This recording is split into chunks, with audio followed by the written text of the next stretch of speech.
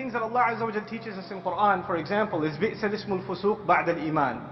Even a filthy word, a corrupt word, is terrible once you have faith. Allah has blessed a human being with this tongue, with the ability to communicate. That's a gift from Allah. And we honor that gift by using this tongue for things that are noble. By speaking the truth, by speaking for justice, by not wasting and squandering this gift that Allah has given us. Now, when we speak to each other and we say hurtful things, it lasts in that moment.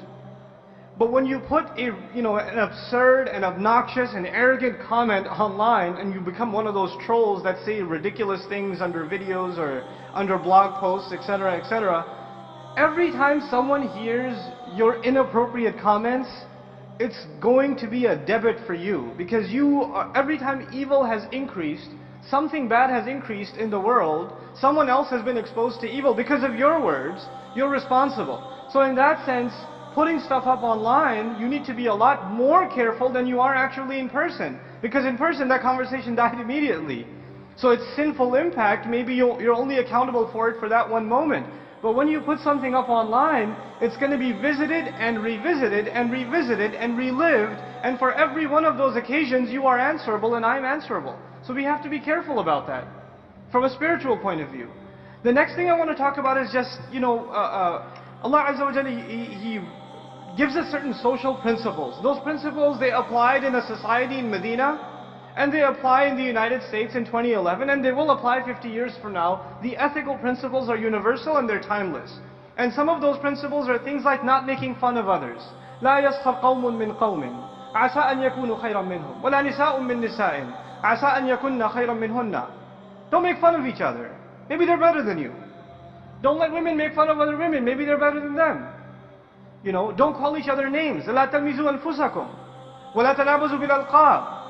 Don't accuse people of other things. Don't call each other all kinds of names. Now, if you put that as your constitution, your ethical code, your charter, this is how I'm gonna behave online, it would probably cut down 95% of your interaction. Not making fun of people. What else do you do on Facebook? Not accusing someone of something, not commenting on somebody's photo and say, "What were you wearing? God." Etc. That's all we do is poke fun at each other. That's 90% of the interaction. That's kind of the reason I got off of it, because all I was getting was just ridiculous stuff. But I've been remotivated to jump in again. Jazakallahu khairan. Then there's of course etiquette in discourse. When the Messenger sallallahu alaihi wasallam would hear the most obnoxious speech, Allah Azza wa Jalla had taught him etiquette. Respond in a cool, calm, collected, logical and patient fashion. What do? Some video gets posted, somebody who's paid or whatever says, "You Muslims are all terrorists," and some other troll gets on, "Oh yeah, we are terrorists, we're going to kill you." And the guy says, "Of course, that's what I mean, you're terrorist." And we just go back and forth and we have no restrictions on how we communicate.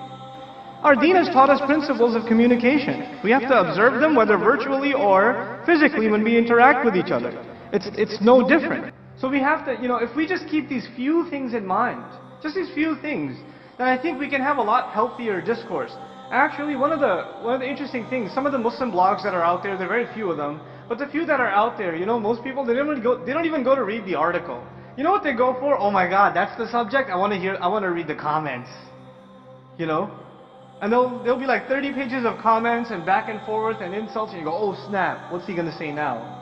And you go back and forth like that. So this sort of thing, I think we need to mature out of.